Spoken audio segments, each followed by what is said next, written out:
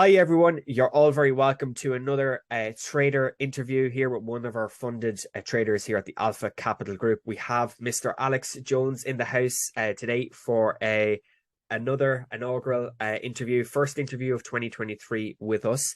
So today's call is just going to be a very casual conversation with Alex about his trading style, about what he looks for in the markets, what his primary focus is, what his long-term goals and objectives are.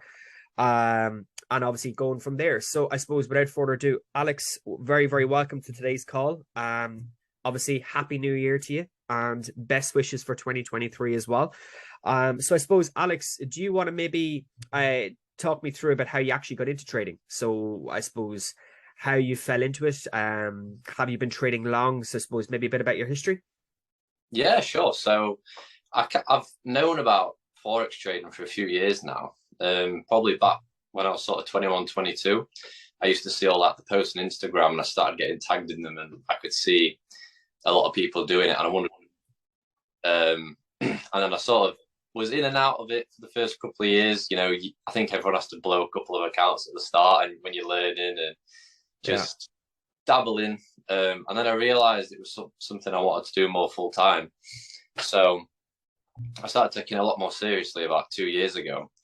And I joined a group called IM, basically just an education group, essentially. So I started learning from them, all from the basics to the more advanced stuff. And then I was with them about a year. And then last year decided to go more independent and full time with trading, which is what I do now. Once I figured I could do it independently and I had enough knowledge of my own. So I quit my job. I was a property valuer. And I quit my job and now I'm trading full time. So that's really good. I was really happy with that. And then joined Alpha, started trying to pass a challenge in about October time. Took me a couple of attempts and now I'm there. So really happy with that. It's going really well. It just seems to keep getting better, to be honest. Good, brilliant. So your first, as you said there last week and even obviously this morning, your first payout was on the 28th of December, correct? Yeah. Okay, so you're obviously working to build upon that in 2023, grow that, and obviously create, I suppose, consistency. So, I suppose what's your long-term objectives then for 2023? Have you got a plan in place? Just continue doing what you're doing, is it, and continue developing? Yeah, essentially. So I feel like I've got a good system now with the way I'm trading and the indicators I'm using. It's just about compounding wealth and just becoming more financially free, essentially. I'm already doing it full time, and it's more than enough to cover my expenses, which was the main goal. I wanted to sort of have that freedom. And now it's just about progressing it as much as I can. To be honest, like I said, I've had a really good start to 2023. This week's been like phenomenal, to be honest, in terms of results. So if I can just keep that for the rest of the year, I'm going to be in a really good place in about 12 months' time. Absolutely. Continue developing, building that consistency. I think, as you probably agree, was probably one of the most important things anyways. So I suppose then when it comes to, I know obviously you talked about there about IM and your, I suppose, progressing the individual in becoming more independent. So when it comes to strategy style, what would you be looking for? What assets do you tend to trade? What do you look for within the strategy that you're implementing, obviously now in 2023? Yeah, so when I was with them, it taught me the basics and we sort of had a look at everything, even including crypto, which I don't trade now. It was good to get an overall knowledge of the market. Now, most of the time I'm looking for retracements. That's how I trade. So I like to see the move and then think, when's it going to start pulling back? And I seem to be doing quite well of trading those pullbacks. So that's predominantly the way I've been trading, especially on currency pairs at the moment. Okay. Metals, I'm a bit different. I suppose it depends more on how volatile the market is. I might look for more quick scalps with metals, whereas with currencies, I like to hold things a little bit longer if I can. Okay. I've got a couple of indicators that I normally use that I've set up. So one's like a reformulated RSI. So it's like an RSI, a bit more data behind it, and it sort of indicates when there might be a possible buy or sell incoming. Okay. I also look on. I've got a website called Live Charts, and that also gives you current strengths and weaknesses per currency. So if something, it does it in like bars, it's like 1 to 5. So red is 1 and green is 5. So if it's I'll look at a pair where it's a 5 to a 1, so there's a lot more strength from one to the other. I'll partner that with the indicators I use, which is the RSI, like I say, and then also I've got daily pivot points set up. So I'll know it's roughly 9 times out of 10 going to be between these 2 points. If it gets towards a pivot point where, and it's also overbought, for example, I'll be looking for sells on a certain pair based off of that. And then I'll look for basement if it's obviously just had like a massive pump and I'm thinking it's going to come back. So that's the way I've been trading, certainly the last few months. And I've found that it's going really well. Very good. So you're kind of trying to build as many, you've got 2 or 3 kind of structural confluences, pivot points. Yeah. Or everything. Adapted RSI indicator, and you're kind of looking for symmetries between multiple, I suppose, facets. That's really interesting. Okay. And then you talked about then the live charts as well. So that's more kind of towards sentiment then. Is that sentiment analysis then kind of?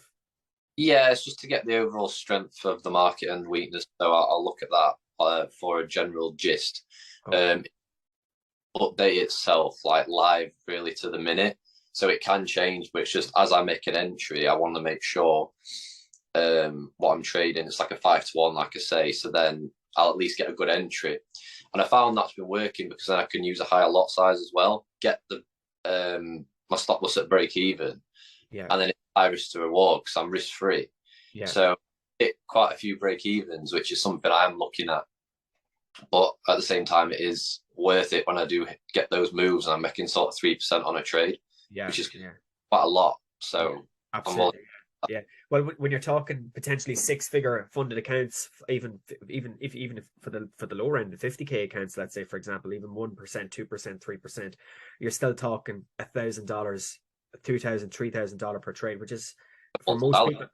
For most people, it's a monthly salary, which is obviously important to note as well. But that's really, really interesting. So then you're obviously quite technical in nature then. So you would put more of an emphasis on the technical side rather than the fundamental side, even though you would bring in the sentiment analysis as well. Would that be correct in saying?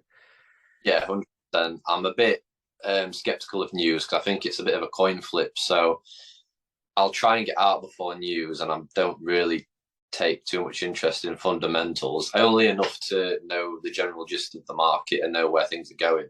Like I find Alpha's videos on the fundamentals interesting, so I get the overall view. But when I'm paid, it's 90% technical, to be honest. Yeah. Well, look, it's all about finding your niche, really, isn't it? Finding what you're good at, back testing that, being diligent in your approach, and obviously developing it there. So I suppose that obviously brings in the back testing. So you've obviously been back testing this strategy for what was it 4 or 5 months? Was it approximately? Yeah, I've been using this strategy for a good few months now, and like I say, it's going really well. And I think I found a good little bit now. So okay. I'm just gonna. I'm not going to change what's not broken. Yeah. And I suppose how do you then factor in the risk with all of this? So, do you do scale-ins? Like, do you potentially take multiple positions on the same instrument? Maybe let's say, for example, if you've entered one and it's floating profit, will you look for scaling, or are you just happy to have maybe one position per asset at that given time? Usually one, but if I've had a good week, what I'll do is I will enter a second position if it's in drawdown of the same lot size. Okay. Eventually ride it back and minimize some risk there. But I'll use a tighter stop on my second entry. So sometimes I might have 2 entries, but never more than 2 lines. That's if I'm having a good week, and I think I can try and scale it back, break even on something I might have had a -1 on. Yeah. Normally with metals, I always just risk 1% per trade, whereas currency, I don't mind using a wider stop because I'm a bit more. It moves a bit less volatile, so I think I get away with it. Yeah. But more than 2 entries. Interesting. And then how would that work then with the risk?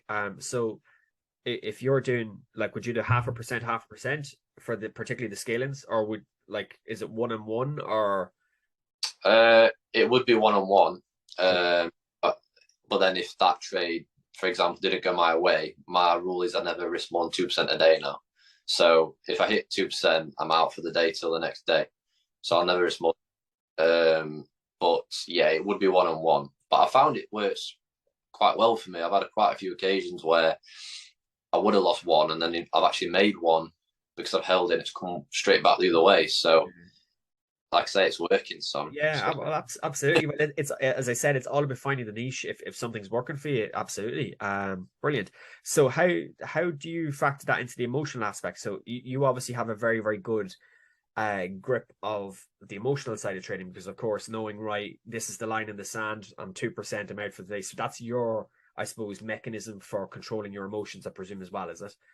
yeah, it's been a lot of years in the making. That though, I won't lie. Psychology, that is the hardest bit.